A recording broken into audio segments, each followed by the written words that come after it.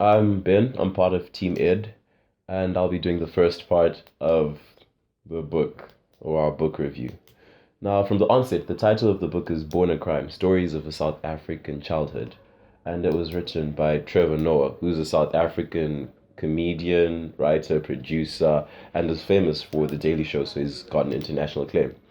I've chosen to introduce the title before the person because you need to know the context of the person. Trevor Noah is what's known as mixed race or colored, and as such, at the time that he was born an actual crime due to apartheid. So, from the onset, we know that his autobiography is going to focus on him in particular being born a crime and the trials and tribulations he did face because of this.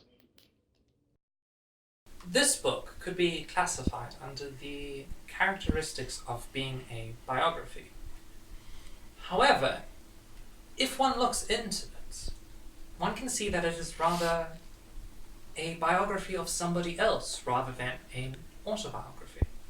He tells the story of his mother, of how she shaped his life, and all the effects that she had on anything that he did.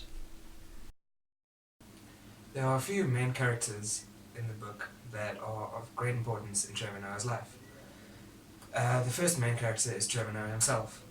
This book is about his life growing up in South Africa. The next character is Trevor Noah's mother, Patricia.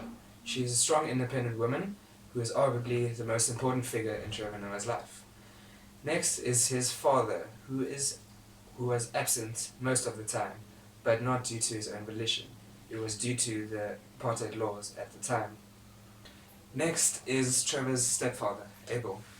Throughout the book, we find out that he has a lot of issues, such as alcoholism and being abusive. And after that, we have Andrew, which is Trevor's little brother, and is the child of Abel and Trevor's mother, Patricia.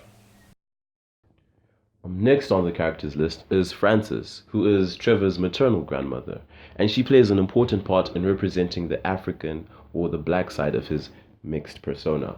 Also on the side of the black people or the African people would be Teddy, who was his childhood friend who he got into a lot of nefarious schemes with.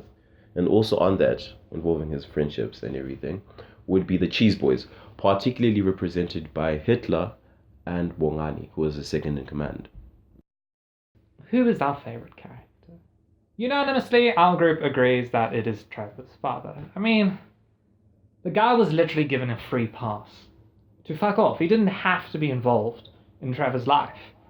Yet he insisted upon it. He came back and tried to spend time with Trevor. He tried to get involved with this kid that he had no obligation to be with.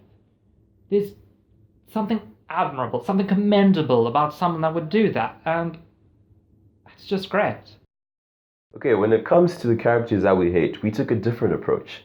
We chose a character probably chosen by many other people, but we hate the idea of the character rather than the character himself, and that character would be Abel. It's because Abel is used as a symbol to represent the patriarchal African man and how he's oppressive, especially towards the female.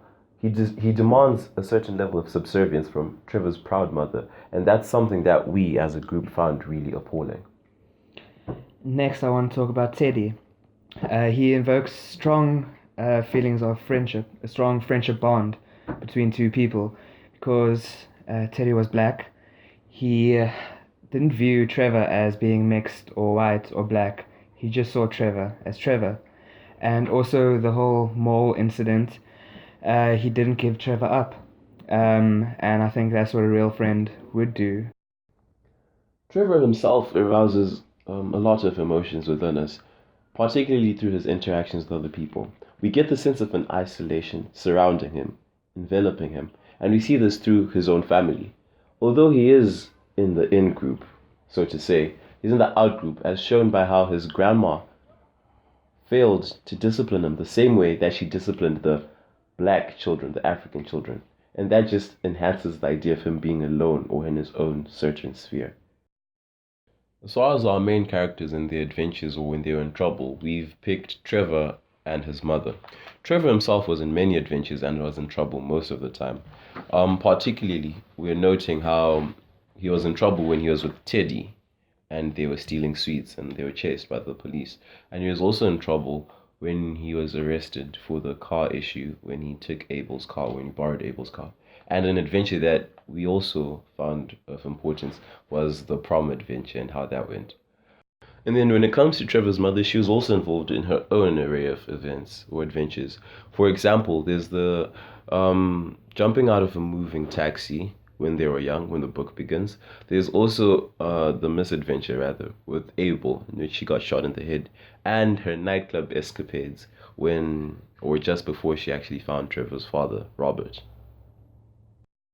As far as the plot is concerned, the book follows a detailing of Trevor Noah's life as he's growing up and the trials and tribulations he faces as he's growing up.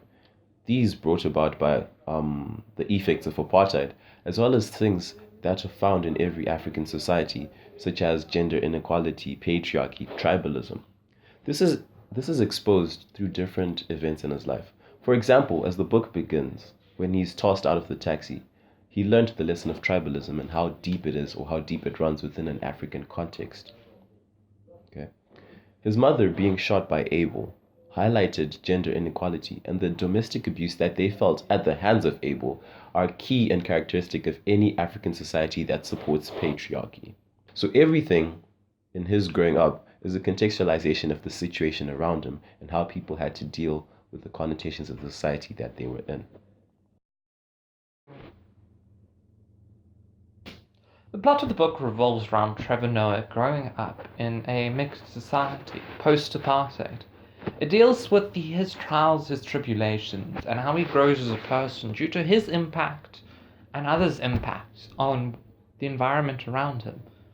Being of mixed race, he is unable to integrate into any particular group. However, the fact that he's been exposed to so many different cultures and so many languages and learned so much enables him to, in a way, integrate into whatever group he wants, at least for a little bit. Tell a few jokes, get a laugh, and then move on to the next one. I would say the audience is all-encompassing. The main audience is definitely South Africans, but he also includes his American audience by doing things such as when he speaks Xhosa, he translates and he explains apartheid, which all South Africans know about, but he does that for his American audience. Trevor Noah makes the argument that apartheid was a perfect form of racism, not because it was merely one group oppressing the others. It was more that the one group that was doing the oppressing managed to convince all the other groups that it was oppressing to hate each other, to war with each other, to not agree and unify, which enabled the apartheid system to create an overlying oppressive regulatory framework in which no one wanted to rise up because they were too concerned with all the other groups. Trevor Noah, despite his rather religious upbringing, isn't in particular religious. His mother definitely is, and they oft got into very, very lengthy debates about what Jesus would have them do and what Jesus would not have them do. Trevor Noah, in the end, believed that religion wasn't as great as his mother made it out to be, because despite his mother's religious devotion and all the devotion spent to this religion, bad things still happen, bad things still follow it. He even at one point quotes, and I quote from the book here, "Every time I went to church, bad things seemed to follow." The next question is, what was your favorite part? Go Hitler, go Hitler, go Hitler, go Hitler, go Hitler, go Hitler. Moving on. What we took away from the book is, because it's a biography, it's telling the story of Trevor Noah's mother and his childhood, so what we learned from it was more about a beloved comedian, an important cultural figure. And I suppose we learned a little bit about what it was like to grow up in that time, as a mixed-race kid. Inherently, the book is a comedy, written by a comedian, Trevor Noah. So to say that the book had any scary parts would be inaccurate. Sure, there were traumatic bits for him, but the way that the style comes across and the way that he writes means that tension really wasn't created in the reader. There was nothing that would make you grab your covers and hide under your bed or whatever the fuck you do when you're scared. It's mostly comedy. He uses comedy to make light of many a situation. He tells it from that sort of perspective because humor is a universal medicine that heals all wounds, and as a comedian, that is what he's trying to do. In terms of comedy, however, the book had many a funny part. As you've already seen, we have a particular favorite scene. However, there are other really great bits of the book. For example, the part where he shits on newspaper and his grandmother thinks that someone's cursed them. Or the bit where, let's face it, he sets the house on fire. That got a real big laugh from us. I relate to the book and the experiences within it from an African context, particularly the issue of patriarchy. This is because in my own experiences and in my own family, I have observed patriarchy to be quite dominant and quite rampant. I feel as if I sometimes get better treatment than my sisters because patriarchy in itself in an African setting is quite important or deemed very, very powerful. My own father is the head of the family because of the whole patriarchal system, and as such, there's a certain level of subservience that we see Abel trying to get from Trevor's mother. And that's the same thing that we have in my family, just to a lesser extent. Trevor Noah doesn't particularly identify with any group, especially when he was younger. He made mention that when he was in school, he'd often jump between crowds of people, stand there, make a joke or two, and then leave to go join another crowd. This is because his social identity, that which is built up by groups, was malformed in a way. Because he was a child of mixed race, he didn't belong to any particular group in his social circles. Even within his own family, he was treated differently. He wasn't even beaten the same way as his cousins were by his grandmother. We think that the type of person that would like this book is someone who's interested in Trevor's life and enjoys his comedy as well, but also more deeply to someone who might want to have a look into the post-apartheid era in South Africa. And therefore, I would recommend this book to people because Trevor brings a lot of his comedy into the analysis of post-apartheid South Africa, and it makes it much lighter than, say, a history book would. The text itself contains many causes of prejudice, discrimination, and inequalities, particularly in four aspects. That's tribalism, race, gender, and social standing. In tribalism, it is seen with the Zulu versus the Xhosas and shown with the incident when they almost died at the hands of the taxi driver. According to race, Trevor himself wasn't awarded the courtesy of being black nor white and was discriminated because of his mixed raceness, as seen in his high schooling and his general schooling.